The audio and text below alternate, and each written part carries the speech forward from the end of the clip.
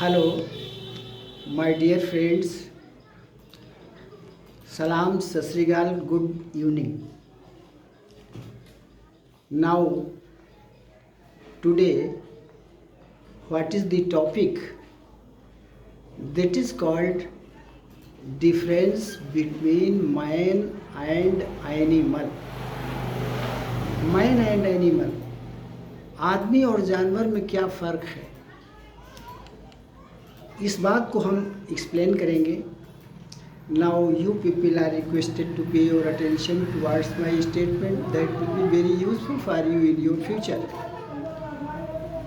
तो यहाँ हमें ये समझना है कि जानवर और आदमी में क्या फ़र्क होता है. इसके लिए एक वैदिक जो फार्मूला है वो हम आप लोगों के सामने रख रहे हैं. ज़रा उस पर आप गौर फरमाएं. आहार निद्रा भय मैथुनानि समान चैतानि नृणाम पशूनां ज्ञानम नृणानाम अधिको विशेषो ज्ञानेन हीनः पशुभिः समानः.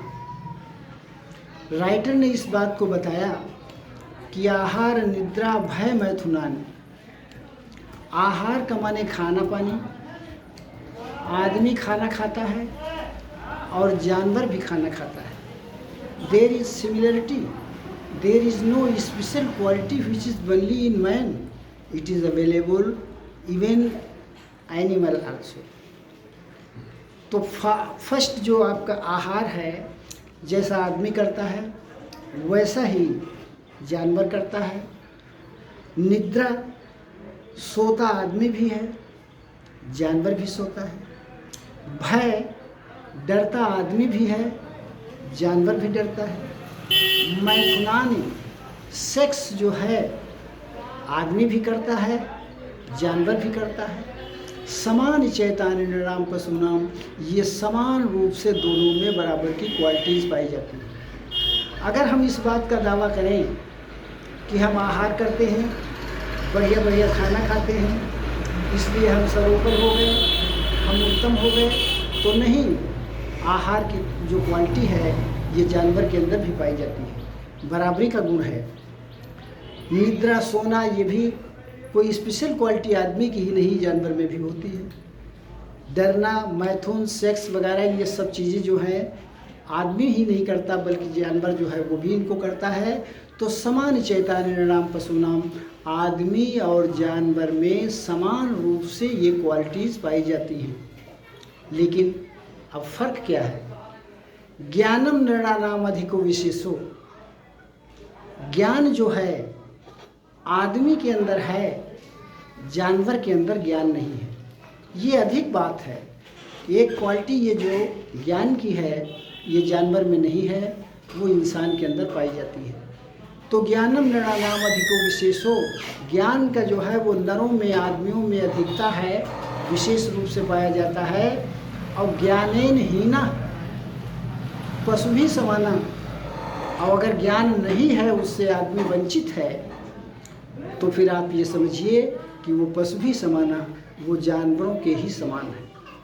अब यहाँ पर हमें एक बात और समझना है, ज्ञान क्या चीज़ है? ज्ञानम नृणानाम अधिको विशेषो, ज्ञान जो अधिक है वो किस बात का ज्ञान है? ज्ञान का माने क्या है? जब हम इस बात को समझते हैं तो ज्ञान ज्ञा धातु से बना हुआ एक शब्द है. ज्ञा का माने क्या होता है? जानना, ज्ञात होना, किसी बात को समझ लेना. तो किस बात को समझ लेना? ज्ञानी जो होता है वो अपने प्रभु को भी समझ लेता है और अपना जो उसका अवतार कोई भी है, उसका इष्ट जो है उसको वो समझ लेता है, उसको वो जान लेता है. तब इसीलिए वो ज्ञानी है, क्योंकि ज्ञान का माने जानना. अब आप इसको दूसरा शब्द नॉलेज ले लीजिए. नॉलेज में जो वर्ड है आपका, पहला वर्ड जो है KNOW, नॉलेज. नो का माने जानना. नॉलेज अगर है तो उसका माने भी है कि आप हकीकत को जानते हैं, आप सच्चाई को जानते हैं, आप प्रभु को जानते हैं, आप महापुरुषों को जानते हैं, तब आपका ज्ञान माना जाएगा. तो इस तरीके से ज्ञान का जो अस्तित्व है, उसकी जो परिभाषा है, तो ज्ञान का माने जानना हुआ अब नॉलेज नो माने जानना, आगे और बढ़े हम। इल्म, आलिम जो होता है उसे इल्म होता है। इल्म का माने, इल्म का भी वर्ड जो है, ये इल्म जो वर्ड है जिसका माने भी है जानना। तो आलिम क्या जानता है?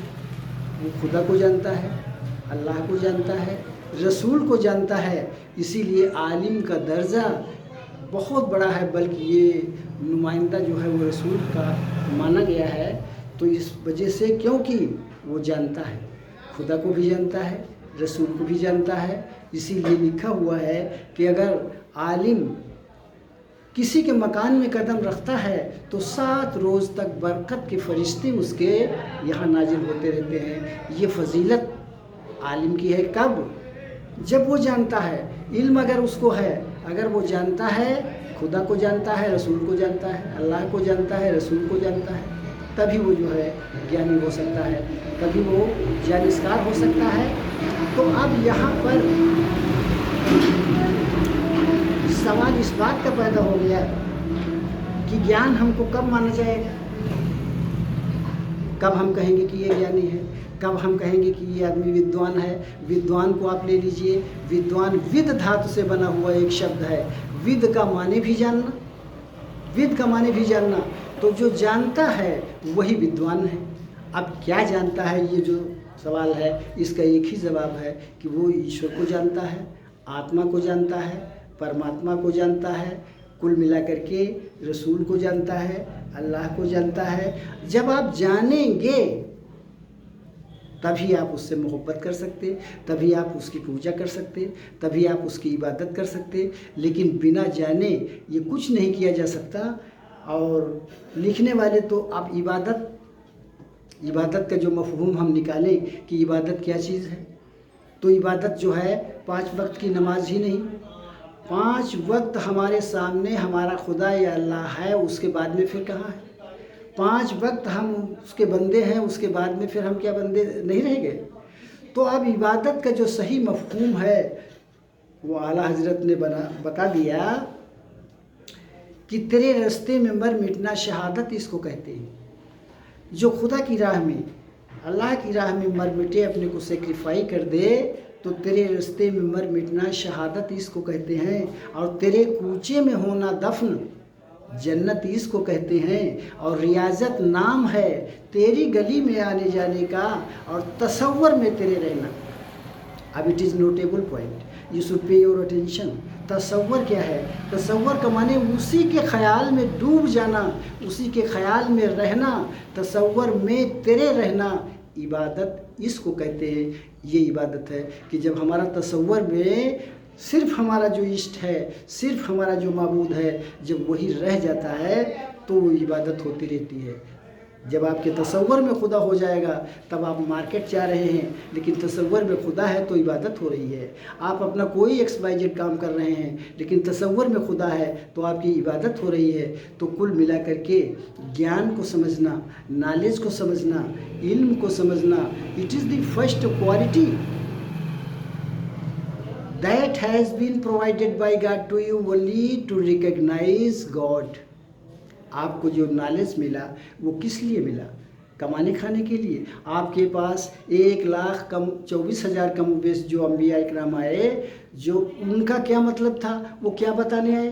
क्या वो ये बताने आए कि खेती ऐसे करो? क्या वो ये बताने आए कि बिल्डिंग ज़्यादा बना करके उसका जखीरा करो? ये तो सब लोग पहले से जानते थे, बहुत पहले से जानते थे। इसको बताने की कोई ज़रूरत नहीं थी। अम्बिया जो 1,24,000 आए तो उनका जो मफहूम था, आने का जो पर्पज़ था, वो यही था कि आप ला इलाहा इल्लल्लाह मुहम्मद रसूलुल्लाह, अल्लाह एक है, उसके ऊपर आप यकीन करें, उसी को मानें, उसी की इबादत करें, उसी की आप पूजा करें, उसी से मोहब्बत करें। आखिर अगर आदमी मोहब्बत खुदा से न करे तो कौन करेगा? आदमी को ज्ञान दिया गया, खुदा को न समझे तो कौन समझेगा? तो इस तरह से हम इस बात के ऊपर आते हैं कि हमें जानना, नॉलेज जो हमारा इल्म है वो हमको वहाँ तक पहुँचाए, वही इल्म है, वरना वो इल्म नहीं है। क्योंकि दुनियावी इल्म की कोई ख़ास कद्र नहीं है, उसकी कद्र मंजिलत नहीं है। तो हमें चाहिए कि हम वो इल्म हासिल करें कि जिसके तहत हम अपने खुदा को, अपने रसूल को पहचानें। और इसीलिए तो कहा गया कि नमाज आप ऐसी पढ़िए कि जैसे खुदा को देख रहे हैं। ये तो आम बात है, हर आदमी जानता है इस बात को कि शरीयत जो है वो इस बात का हुक्म देती है कि नमाज आप ऐसे पढ़ें कि मानो खुदा को देख रहे हैं। अब आप बताइए कि जब खुदा को देख रहे हैं तो आप क्या समझ रहे हैं? What are the qualities that you are looking? What is the aspect and countenance and appearance of the God? What are you understanding? और जब आप उसको देख रहे हैं और बिना देखे आप कैसे मोहब्बत कर सकते? बिना देखे आप उसकी इबादत कैसे आपकी मकबूल हो सकती है? इसीलिए जो मकबूलियत है इबादत की वो उसी बात के ऊपर है कि शरीयत के सारे कानून हम अपने ऊपर अप्लाई करें, यानी उसको देखें।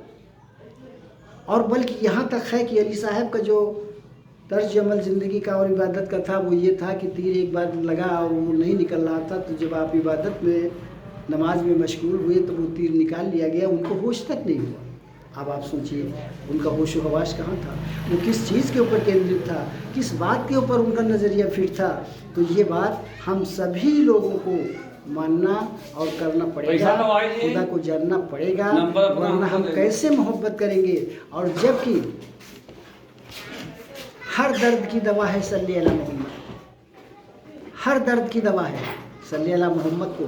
मोहम्मद सल्लल्लाहु अलैहि वसल्लम को हमने जाना नहीं, उनको पहचाना नहीं, उनसे मोहब्बत का कोई हमारा इरादा नहीं और कर नहीं पा रहे हैं। वरना जो हकीकत है वो ये है कि हर दर्द की दवा है सल्ली अला मोहम्मद।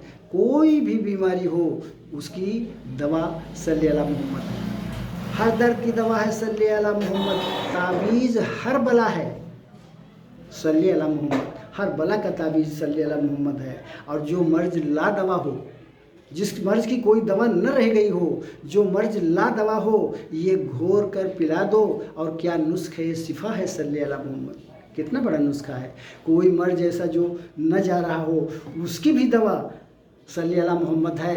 तो बताने वाले हमको ज़रा बताएं तो कि सल्ली अला मोहम्मद का तो नारा मैं लगाता हूँ, लेकिन हमारे ऊपर परेशानी है, हमारा दिल सुकून में है, हमको चैन है, हमको सेटिस्फैक्शन है। अगर ऐसा नहीं है, हमको सेटिस्फैक्शन नहीं है, तो इसका मतलब हुजूर सल्लल्लाहु अलैहि वसल्लम का जो तसव्वुर है वो हमको पूरा नहीं, उनका जो उनसे मोहब्बत है वो हमारी पूरी नहीं। तो जब ऐसा होगा, तो जब हम उनसे मोहब्बत नहीं कर पाएंगे तो खुदा से भी नहीं कर पाएंगे, क्योंकि अल्लाह और रसूल एक ही चीज़ है।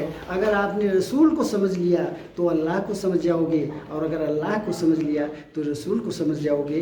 Thank you very much.